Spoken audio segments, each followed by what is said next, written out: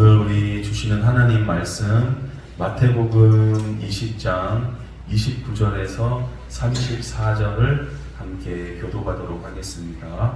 신약성경 마태복음 20장 29절에서 34절까지 말씀을 저와 여러분이 한 절씩 교도하겠습니다. 그들이 여리고에서 떠나갈 때에 큰 무리가 예수를 따르더라.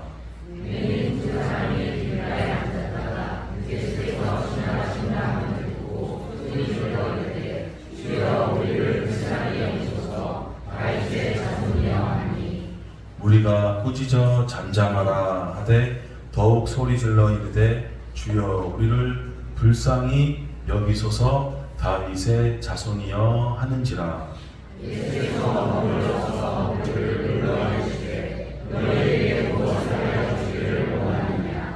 이르되 주여 우리가 우리의 눈뜨기를 원하나이다. 예수께서 불쌍히 여기사 그들의 눈을 만지시니 곧 보게 되어 그들이 예수를 따르니라. 아멘. 신약의 특별히 우리 마태복음 배경은 크게 예수님께서 공간적으로 볼 때 갈릴리에서부터 이제 예루살렘 이제 이 지역입니다. 근데 지금 저희가 지난주도 그렇고 오늘도 그렇고 읽는 이제 구절들은 예수님께서 갈릴리 이제 떠나셔서 예루살렘이라는 그곳으로 이제 들어가시는 중인데 그 여정 가운데 있는 이제 일들이 펼쳐지고 있거든요. 지난주에 보니까 예수님은 나는 이제 고난받고 죽고 3일 만에 다시 살아날 것이다. 이제 이러는데 제자들의 관심은 뭐에 있어요? 한 자리 더 길을 오는 그런 마음에 이제 있었던 걸 우리가 봤습니다. 자, 근데 이제 오늘은 이제 한 또 성에서 도시에서 일어나고 있는 이제 일을 기록하고 있거든요. 자, 29절 한번 다시 읽어보겠습니다. 그들이 여리고에서 떠나갈 때에 큰 무리가 예수를 따르더라. 아멘. 여러분, 예수님이 우리의 소망인 줄로 믿습니다. 예수님은 선하신 분이시고 우리의 목자가 되십니다. 큰 구원의 기쁨이십니다. 예수님께서 우리의 모든 삶을 회복시키실 유일한 분이십니다. 우리 모든 문제의 답은 오직 예수 그리스도밖에 없는 줄로 믿습니다. 그러니까 우리는 예수님을 따라가야 되는 겁니다. 오늘 보니까 큰 무리가 예수님을 따라가요. 여러분도 변치 않고 예수님을 끝까지 쫓아가는 귀한 하나님의 복된 사람들 되시기를 축복합니다. 그 예수님을 이렇게 쫓아가는데 이제 장소가 어디냐면 여리고라는 곳입니다. 여러분, 여리고는 그 고고학적으로도 세상에서 이 세계사에서 가장 오래된 도시고 또 가장 낮은 지역에 있는 도시라고 합니다. 그 구약에 보면 이제 가나안 땅에 이제 들어가려고 할 때 보면 그 모세를 이제 이어서 후계자가 된 여호수아가 이제 가나안 땅을 정복하려고 하는 거예요. 지금 여러분들 막 싸우고 있는 이스라엘 중동 지역 있잖아요. 그래서 그곳으로 이제 들어가려고 하는데 제일 먼저 만나게 된 그 성이 도시가 어디냐면 바로 여리고입니다. 그 여리고는 난공불락으로 여겨졌어요. 그러니까 워낙에 그 당시에 큰 도시였고 이 성이 잘 지어져 있기 때문에 도저히 들어가서 부술 수가 없는 성이었어요. 첫 관문부터 어렵잖아요. 근데 하나님께서 어떻게 하시느냐? 매일 6일 동안 한 바퀴씩 침묵으로 돌아라. 그래서 사람들이 순종함으로 어떻게 해요? 매일 한 바퀴씩 도는 거예요. 그 적군이 바로 있는데도 그냥 숨죽여서 도는 거예요. 하나님께서 아무 소리 내지 말고 돌아라. 아마도 제 생각에는 그 도는 시간은 어떤 시간이에요? 기도의 시간이었을 거예요. 침묵하면서 하나님 어떻게 해야 되는지 모르지만 그냥 말씀에 순종해서 여기 성을 계속 봅니다. 한 바퀴씩 한 바퀴씩 한 바퀴씩 도는 거예요. 그리고 7일째 되는 날은 7바퀴를 돌고 한 성을 지켜라.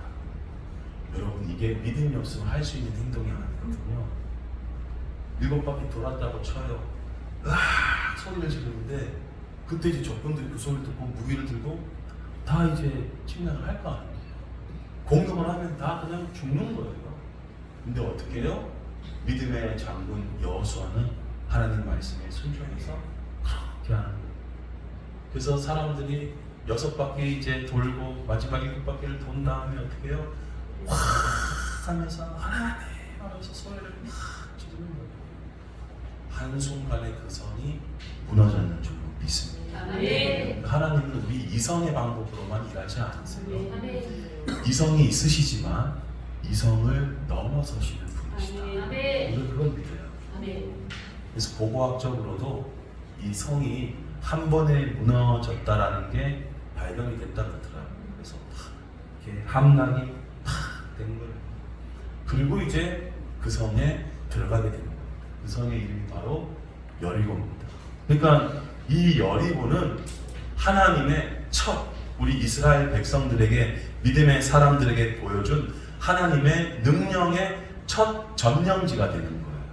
그렇기 때문에 이스라엘 백성에게 그 성이 그대로 남아 있어야 되는 거죠.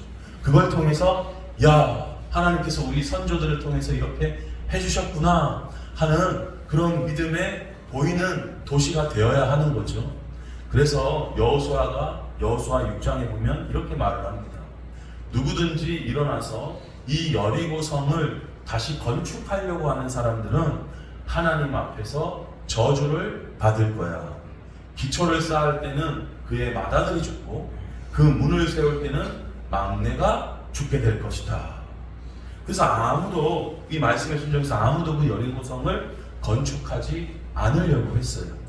근데 시간이 좀 지나서 그 분열 왕국 시대가 이제 찾아왔는데 아합 왕 시대 때 열왕기상 16장에 보면 그 시대에 베델 사람 히엘이라는 사람이 있었습니다. 이 사람이 여리고를 건축하려고 하는 거예요. 근데 그가 그 터를 쌓을 때 정말 장남이 죽고 그리고 그 성문을 세우려고 할 때에 야 이렇게 했는데도 계속 고집을 피워서 나아가는 거예요. 근데 막내 아들이 죽었으니 하나님께서 여호수아를 통하여 하신 말씀과 같이 되었더라.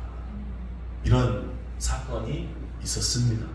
자 이렇게 되니 여리고를 발전시키고 건축을 하려고 하겠습니까? 무서워서 내버려 두겠습니까? 내버려 두는 거죠. 또 내버려 두는 게 마땅한 거예요. 자 여리고는 어떤 도시겠습니까? 그러면 어둠의 도시인 거예요. 하나님의 승리의 도시인 그 동시에 어둠으로 발전할 수 없는 그런 도시로 성으로 남아있는 지역이겠죠. 자 근데 오늘 이 지역 이 어둠으로 발전되지 못했었을 이 도시에 어떤 한 사건이 일어나는 겁니다. 자 우리 30절 같이 한번 읽어보겠습니다. 맹인 두 사람이 길가에 앉았다가 예수께서 지나가신다 함을 듣고 소리 질러 이르되 주여 우리를 불쌍히 여기소서 다윗의 자손이여 하니. 아멘. 오늘 이 본문은 지금 우리가 읽고 있는 마태복음에 있지만 마가복음, 누가복음에도 나와 있는 본문입니다. 거기 보니까 이 맹인이긴 한데 또 거지로 표현이 되어 있어요. 자 한번 생각을 해보십시오. 맹인인데 거지예요. 그리고 한 사람의 이름은 바디메오라는 사람으로 밝혀져 있더라고요. 여러분 그 한 조사에 의하면 선천적으로 장애를 입고 나오는 분은 요즘에 한 10%고 90% 이상이 거의 후천적으로 생기는 장애라고 그러더라고요. 여러분 헬렌 켈러라는 분 이제 아시죠? 그분의 자서전에 의하면 자기는 말도 못하고 귀도 안 들리고 보지도 못하는 그런 사람인데 말 못하는 것도 너무 고통스럽고 듣지 못하는 것도 너무 괴롭지만 제일 힘든 것은 바로 보지 못하는 것이다. 이렇게 표현을 했다고 합니다. 사람이 이렇게 보지 못한다라는 것 이것만큼도 힘든 일이 없을 거예요. 그래서 여러분, 이렇게 요즘은 거의 후천적으로 많은 장애가 되는데, 이렇게 우리가 건강하고 볼 수 있고 들을 수 있고 또 언제 어떻게 누가 장애를 입게 될지도 모르는데 항상 겸손함으로 하나님께 영광 돌려야 될 줄로 믿습니다. 그러니까 이 맹인 두 사람이 이렇게 길가에 앉아 있는 거예요.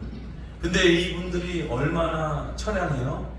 여러분, 거지도 조금 잘 사는 도시에 가야 돈을 좀 더 잘 벌 수 있지 않겠습니까? 근데 어떻게 보면 발전 안 되는 이 성에 두 사람이 앉아 있는 거예요. 오늘도 한 푼 줍시오, 한 푼 줍시오 하면서 계속 있는 거예요. 한번 생각을 해보십시오. 무슨 희망이 있겠습니까? 좀 큰 도시 가고 싶어도 눈이 안 보이는데 어떻게 갈 수 있겠어요? 그리고 눈이 안 보이고 이런 장애를 입고 있는데 무슨 큰 소망과 앞날에 뭐 장밋빛 인생이라든지 희망을 걸 수 있겠어요? 분위기는 다 무시하는 분위기고 아마 소망이 없이 매일매일 입에 풀칠하는 삶으로 살아가는 것으로 계속 살고 계셨을 거예요. 근데 여러분, 이런 힘든 인생에도, 이런 어려운 인생에도, 이런 참 괴로운 인생에도 기회는 찾아오는 줄로 믿습니다. 앉아서 매일같이 그냥 수입도 적고 다른 거 하자니 할 수도 없고 난 왜 태어났나? 왜 이렇게 부족한 게 많나? 여러분, 뭐 흙수저라고 신세타령 하는데 이분들은 흙수저 그 밑에 있죠. 그냥 바닥 중에 바닥의 인생일 수 있습니다. 근데 어떻게 해요? 기회가 오는 거예요. 여러분, 가장 좋은 기회는 어떤 기회인 줄 아십니까? 바로 예수 그리스도께서 지나가는 시간인 줄로 믿습니다. 그게 어느 시간입니까? 기도의 시간이고 찬양의 시간이고 예배의 시간인 줄로 믿습니다. 그래서 우리는 이렇게 예배가 기도의 시간, 찬양의 시간, 무엇보다 기회의 시간이 되는 줄로 믿습니다. 예배를 통해서 인생이 바뀌고 말씀을 통해서 삶이 바뀌고 찬양을 통해서 내 생각들이 바뀌지는 역사가 우리 가운데 계속 일어나기를 예수님의 이름으로 축복드립니다. 그래서 맹인들이 비록 볼 수는 없었지만 그래도 감사한 게 들을 수는 있잖아요. 예수님이 지나가신다는 소리를 듣고 있는 거예요. 사람들이 막 웅성웅성됩니다. 아, 예수님이 이제 여기를 지나가신다. 아, 예수님이 얼마나 위대하신 분이냐. 죽은 사람도 살리시고 어떤 병도 다 고치시고 문제들을 해결해 주시고 배고픈 자 먹이시고. 그 맹인들이 그런 소리를 듣고 막 소망이 생기는 거예요. 마태복음에는 안 나오지만 마가복음, 누가복음에는 다 예수님께서 뭐라고 하시냐면 너희 믿음이 너를 구원했다 이렇게 이야기를 하시거든요. 이 맹인들이 그 지나가는 사람들, 비록 보이지는 않으시지만 어떻게 해요? 예수님의 웅성웅성, 구약 때 예언된 그 메시아일 것이다, 그런 막 소망의 소리들이 팍 들립니다. 그래서 어떻게 합니까? 기회는 잡아야 돼요. 기회를 어떻게 잡아요? 이 맹인들 할 수 있는 거는 소리치는 거예요. 주여, 우리를 불쌍히 여겨 주시옵소서. 다윗의 자손이여. 다윗의 자손, 바로 구약에 예언된 예수님께서 다윗의 자손으로 메시아가 올 것이다, 이 표현이에요. 그래서 뭐 예수님의 이름을 정확히 모른다고 해도 다윗의 자손님, 우리가 뭐 잘 모르지만 그저 불쌍히 여겨 주십시오 하면서 막 소리 지르는 거예요. 자, 그랬더니만 주위의 반응이 이제 어떠냐. 31절 읽어보겠습니다. 무리가 꾸짖어 잠잠하되 더욱 소리질러 이르되 주여 우리를 불쌍히 여기소서. 다윗의 자손이여 하는지라. 아멘. 여러분, 기도 막 한다고 주변에서 어휴 잘한다 꼭 그러지 않습니다. 하나님께 막 소리치고 그럴 때 주변에서 어이구 좋다 이러지 않아요. 주변에서 뭐라 그래요? 조용해라. 하나님 귀가 먹었냐? 기도 좀 그만해라. 여기 교회도 처음 여기 이렇게 이전하고 있을 때 주변에서 민원이 좀 들어왔어요. 시끄럽다. 여러분, 우리가 기본적으로 배려를 하고 이렇게 돼야 되지만 지금 이 무리가 조용해라 이래도 어떻게 해요? 하나님께 나아가는 하나님의 말씀의 법이 더 우위에 있고 우선된다라는 것을 믿는 사람들은 신앙의 신념으로 갖고 있어야 될 줄로 믿으시기를 바랍니다. 조용해 해가지고 어휴 기죽어. 맞아, 거지 같은 내가 무슨. 그렇게 가만히 있었더라면 기회는 떠나가는 거예요. 이 기회를 어떻게 해요? 잡아야 되는 거죠. 주변에서 조용해, 하지마, 너 뭐 목사 되려고 그러냐, 성경에 나오지도 않은 그런 얘기로 막. 여러분, 무리라는 얘기는 뭡니까? 여론이라는 얘기예요. 여론이 안 좋다라는 거예요. 분위기가 안 좋다라는 거예요. 대다수의 사람들이 그렇다는 거예요. 오히려 또 이 무리는 뭡니까? 예수님을 믿으며 예수님을 쫓아가는 사람이에요. 때로는 믿는 사람이라고 하는 사람들이 교회에서 또 나를 이해하지 못하고 그렇게 신앙적으로 이야기할 수 있는 것입니다. 여러분, 세상 콘서트 때 축구 경기 벌어지면 어떻게 해요? 조용해라, 잠잠해라. 누가 그럽니까? 그거는 여러분, 축구 경기가 더 중요합니까? 예배가 더 중요합니까? 예배가 중요합니다. 손흥민 선수가 중요합니까? 예수님이 중요합니까? 예수님이 대답 안 하시는 분들은 손흥민이 그렇게 나오면 아니에요. 예수님이 더 중요하죠. 비교할 수가 없죠. 손흥민 선수가 참 한국에 뭐 이름을 날리시는 귀한 분이시지만 영원한 사람 구원할 수 있습니까? 전도하신다면 구원하시겠지만 여러분, 그 구원의 기쁨 참 근본은 우리 주 예수 그리스도인 줄로 믿습니다. 왜 예수님께 소리치는 거예요? 아니, 콘서트장 가서 막 소리치고 축구 경기가 되면 막 아파트 밤인데도 막 소리가 막 나더라고요. 그 어떻게 그거 뭐 조용하세요 민원 넣습니까? 그냥 이해하고 넘어가죠. 여러분, 이렇게 목소리가 있어서 이렇게 소리 지를 수 있을 때 하나님께 막 소리치고 이것도 참 은혜인 줄로 믿으시기를 바랍니다. 만군의 왕이 소리를 쳐야죠. 자, 그래서 이 맹인이 조용히 해 이놈들아, 시끄러워, 이런 이야기를 들었어도 취한 행동은 뭐예요? 다시 똑같이 또 기도하는 거예요. 주님, 우리를 불쌍히 여겨 주시옵소서. 뒤로 물러서지 않는 거예요. 다윗의 자손이야. 여러분, 하나님께 부르짖으시기를 축복합니다. 예레미야 33장에 보면 뭐라 그러느냐, 한번 그냥 제가 읽겠습니다. 예레미야는 선지자거든요. 선지자 중에서도 굉장히 최고 레벨의 선지자예요. 근데 이분이 시위대 뜰에 갇혀 있어요. 근데 하나님의 말씀이 그에게 임합니다. 선지자한테 임하는 거예요. 그러면서 하나님이 말씀하세요. 이를 행하시는 여호와, 그것을 만들며 성취하시는 여호와, 그의 이름을 여호와라 하느니. 여러분, 너무 멋있지 않으세요? 이를 행하시는 여호와, 그것을 만들며 성취하시는 여호와, 그의 이름을 여호와라 하는 이가. 여러분, 우리만 열심히 된다고 되는 게 아니라니까요. 운전 나만 안전운전 한다고 됩니까? 그렇지 않습니까? 나만 잘한다고 되는 게 아니에요. 하나님께서 도와주셔야 되는 줄.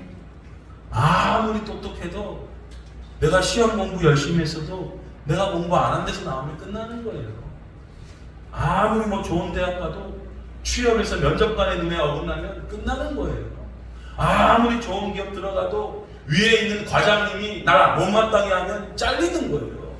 아무리 내가 회사 꾸려서 대표가 됐는데 사람들이, 소비자가 바이어가 안 나타나면 끝나는 거예요. 내가 아무리 주식 많이 사고 아무리 아파트 많이 좋은 거 투자했는데 그거 폭락하고 무너지면 끝나는 거예요. 그러나 내가 날 때부터 맹인이고 날 때부터 걸을 수 없다고 하더라도 하나님이 나와 함께 해주시고 내 안에 새로운 일을 행해 주시면 내 인생은 새로워질 수 있는 줄로 믿습니다. 그것을 만들어가면서 성취하시고 이루시는 분이 우리의 하나님이신 줄로 믿습니다. 바로 그분의 이름이 여호와 하나님이신 줄로 믿습니다. 그 하나님께서 이제 뭐라고 얘기하시냐면 너는 내게 부르짖으라. 내가 내게 응답하겠고 내가 알지 못하는 크고 은밀한 일을 내게 보이리라. 선지자라고 자동적으로 말씀이 임하는 게 아닙니다. 목사라고 해서 자동적으로 뭐 되는 게 아닙니다. 최고의 선지자도 하나님께서 뭐라 그러시냐면 야 시위대 뜰에 있으니까 낙심되고 그냥 주눅드냐 그렇게 있지 말아라 부르짖어라 그러는 거예요. 예레미야가 힘들어서 고통 가운데 있었거든요. 고향 사람들 아나도 사람들도 다 무시하고 죽인다 그러고 왕도 너는 끝내겠다 그러고 모든 사람들이 자기 편이 없어요. 위축되고 주눅들고 힘들고 고통스럽고 심정은 맹인과 같은 심정이었을 거예요. 이제 나는 뭐하나 아무도 이렇게 소리쳐도 들어주지도 않는데 그냥 기죽어서 아유 내 인생. 여러분 실제적으로 예레미야 읽다 보면 마치 욥과 같이 내 생일이 왜 태어났는지 왜 있는지 난 괴롭다 하면서 막 그렇게 고통 가운데 있어요. 최고의 선지자도 이렇게 마음이 무너질 때가 있는 거예요. 여러분 하물며 우리는 오죽하겠어요. 우리가 꼭 눈이 뭐 다 보이고 꼭 발이 다 사용된다고 해서 늘 좋은 것만은 아니잖아요. 살다 보면 인생에 어려움도 만나고 참 생각지 못한 일 가운데 있다 할지라도 여러분 오늘 이 말씀을 기억하십시오.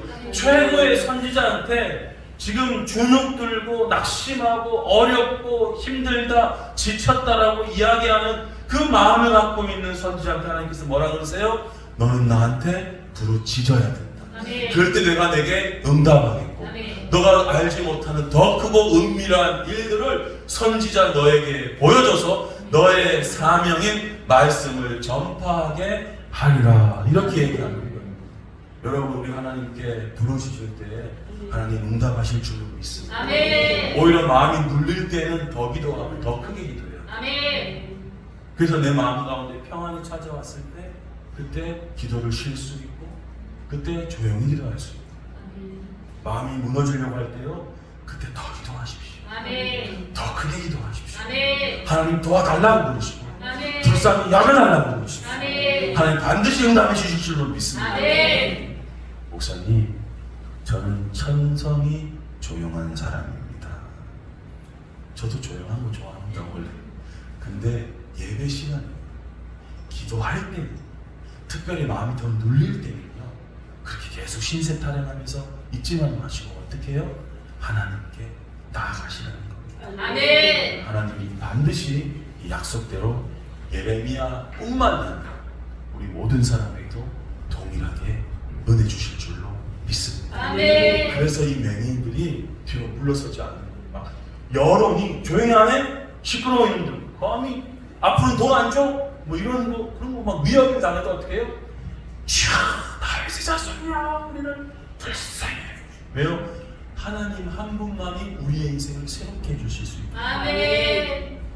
자 이렇게 부르짖을 때 어떻게 되느냐 32절을 읽어보겠습니다. 시작. 예수께서 머물러 서서 그들을 불러이르시되 너희에게 무엇을 하여 주기를 원하느냐. 아멘. 신앙적으로 성경 잘 모르시는 분들은 가만히 하나님 다 아시니까 하나님 뭐 그냥 아니요 성경에 그렇게 얘기 안 하는데 그냥 예수님만 믿고 성경 안 읽으면 말씀을 잘 모르시면 자꾸 자기가 그냥 생각하는 복음을 이야기하시는데 아닙니다. 어떻게 해요? 지금 지나가실 뻔했어요. 기회가 사라질 뻔했어요. 여러분 예배가 그냥 끝나갈 뻔했습니다. 근데 어떻게 해요? 또 소리 지르고 또 찾고 또 구하고 또 계속이요. 그때서야 예수님도 머물러 서시는 거예요. 그리고 그들을 이렇게 오라고 부르시는 거예요. 가시다가 머물러 섰어요. 여러분 예수님을 머물러 서게 하시는 우리 모두가 되기를 원합니다. 성령님이 이곳에 충만히 임하여 우리의 예배를 받으시고 기도를 받으시고 찬양을 받으시도록 이곳에 충만히 임재하도록 우리가 그렇게 주님을 땡기기를 원합니다. 주여 더 충만히 임재하여 주시옵소서. 예수님 어떻게 해요? 가시려고 하다가 머무시는 거예요. 돌아보시는 거예요. 그리고 제자들을 통해서 저 사람을 불러와라. 다른 복음서에 보면 가서 이렇게 데리고 이제 나 앞이 안 보이니까 예수님 앞으로 끌고 오는 겁니다. 이제 예수님께서 어떻게 하시냐? 우리를 섬겨주시는 거예요.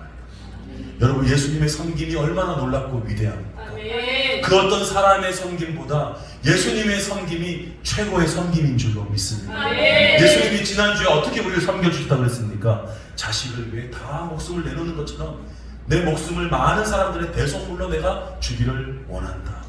여러분, 그 예수님께서 우리를 어떻게 섬겨주십니까? 이제 물으시는 거예요. 내가 너희를 어떻게 섬겨주기를 원하냐? 종이 주인에게 어떻게 할까요? 무엇을 해드릴까요?